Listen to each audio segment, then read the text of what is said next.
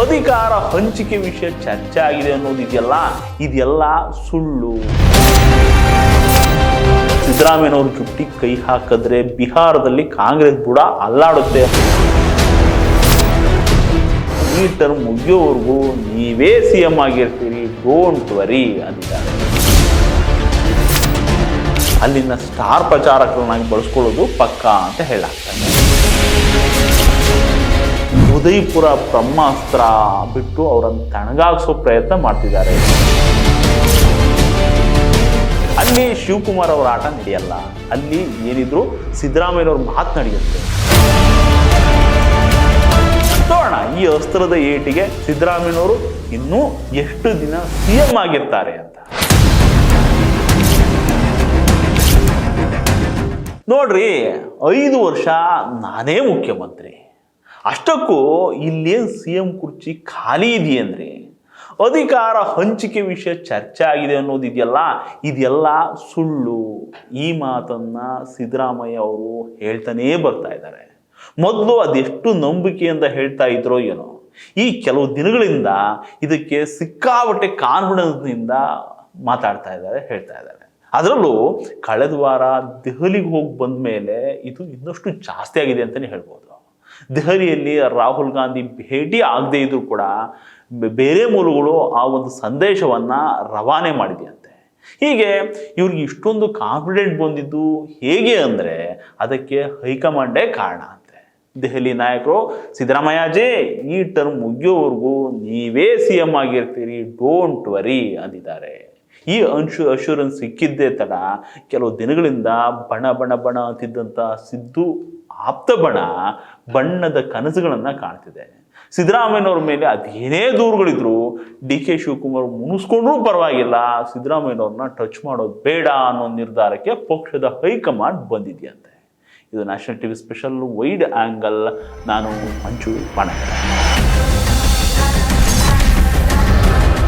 High command ಇದ್ದಕ್ಕಿದ್ದಂಗೆ ಇಂಥದ್ದೊಂದು ನಿರ್ಧಾರ ತಗೊಂಡಿದೆ ಅಂದರೆ ಅಲ್ಲೊಂದು ಲೆಕ್ಕಾಚಾರ ಇದೆ ಅಂತಾನೆ ಅರ್ಥ. ಅದು ಬೇರೇನೂ ಅಲ್ಲ, ಬಿಹಾರದ ಚುನಾವಣೆ.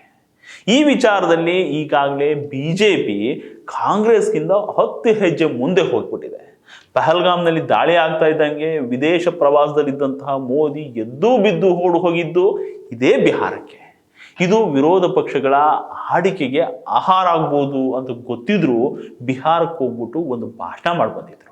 ಈಗ ಮತದಾರರ ಪಟ್ಟಿ ಪರಿಷ್ಕರಣೆ ಅದು ಇದು ಅಂದ್ಕೊಂಡು ಏನೇನೋ ಮಾಡ್ತಾ ಇದೆ ಬಿಜೆಪಿ. ಇದನ್ನು ನೋಡಿದ ಕಾಂಗ್ರೆಸ್ಸು ಈಗಲೂ ಎಚ್ಚೆತ್ತುಕೊಳ್ತಿದ್ದಾರೆ, ಹೆಂಗೆ ಅಲ್ವಾ? ಇದರಿಂದಲೇ ಸಿದ್ದರಾಮಯ್ಯನವ್ರ ವಿಚಾರದಲ್ಲಿ ಸಾಫ್ಟ್ ಆದಂಗೆ ಇರೋದು. ಇದು ಯಾಕಂದರೆ ಬಿಹಾರದಲ್ಲಿರೋದು ಹೆಚ್ಚಾಗಿ ಬಹುಪಾಲು ಹಿಂದುಳಿದ ವರ್ಗಗಳ ಮತಗಳು.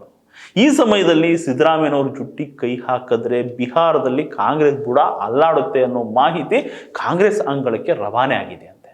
ಇದರಿಂದಲೇ ಪಕ್ಷದ ಅಧಿನಾಯಕರು ಸಿದ್ದರಾಮಯ್ಯನವ್ರ ವಿಚಾರದಲ್ಲೂ ಸುಮ್ಮನಾಗ್ಬಿಟ್ಟಿದ್ದಾರೆ ಅನ್ನೋ ಮಾತುಗಳಿದ್ದಾವೆ. ನೋಡಿ, ಇಲ್ಲೇನಾಗಿದೆ ಅಂದರೆ ಹರಿಯಾಣ, ಮಹಾರಾಷ್ಟ್ರ ಜೊತೆಗೆ ಈ ದೆಹಲಿ, ಈ ಸೋಲುಗಳು ಕಾಂಗ್ರೆಸ್ ಕಲಿಸಿರೋ ಪಾಠ ಅಂದರೆ ಯಾವ ರಾಜ್ಯದಲ್ಲೂ ಕೂಡ ಹಿಂದುಳಿದ ವರ್ಗದ ಜನರು ಹಾಗೆ ನಾಯಕರನ್ನ ಕಡೆಗಣಿಸಬಾರ್ದು ಅಂತ, ಹಾಗೆ ಆ ಸಮುದಾಯಗಳ ನಾಯಕರನ್ನ ಮುಟ್ಟೋಕ್ಕೂ ಹೋಗಬಾರ್ದು ಅನ್ನೋದು. ಇದರಿಂದಲೇ ಪಕ್ಷದ ನಾಯಕರು ಸಿದ್ದರಾಮಯ್ಯನವರನ್ನ 5 ವರ್ಷ ಮುಂದುವರಿಸೋದಕ್ಕೆ ನಿರ್ಧಾರ ಮಾಡಿದ್ದಾರೆ. 5 ವರ್ಷ ಇಲ್ದಿದ್ರು ಬಿಹಾರ ಚುನಾವಣೆ ಮುಗಿದ ಮೇಲೆ ನಂತರ ಒಂದಷ್ಟು ತಿಂಗಳು ಮುಂದುವರಿಸಲೂಬಹುದು.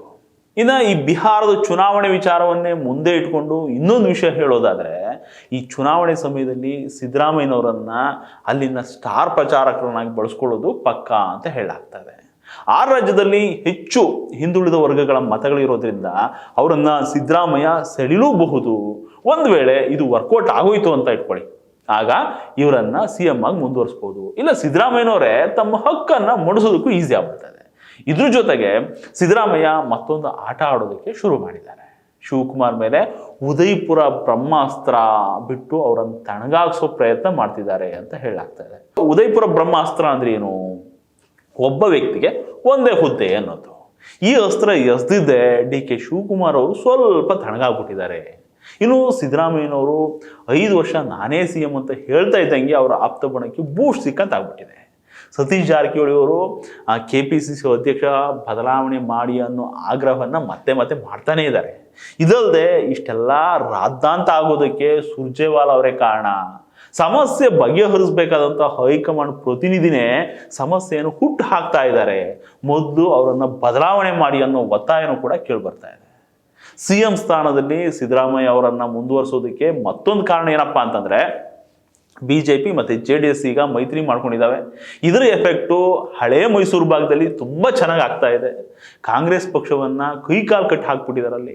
ಇದು ಹಿಂಗೆ ಮುಂದಿನ ದಿನಗಳಲ್ಲಿ ಹೋದರೆ ಮುಂದಿನ ದಿನಗಳಲ್ಲಿ ಪಕ್ಷಕ್ಕೆ ದೊಡ್ಡ ಮಟ್ಟದ ಡ್ಯಾಮೇಜ್ ಆಗೋದು ಗ್ಯಾರಂಟಿ ಅನ್ನೋದು ಕಾಂಗ್ರೆಸ್ಗೆ ಗೊತ್ತಾಗ್ಬಿಟ್ಟಿದೆ.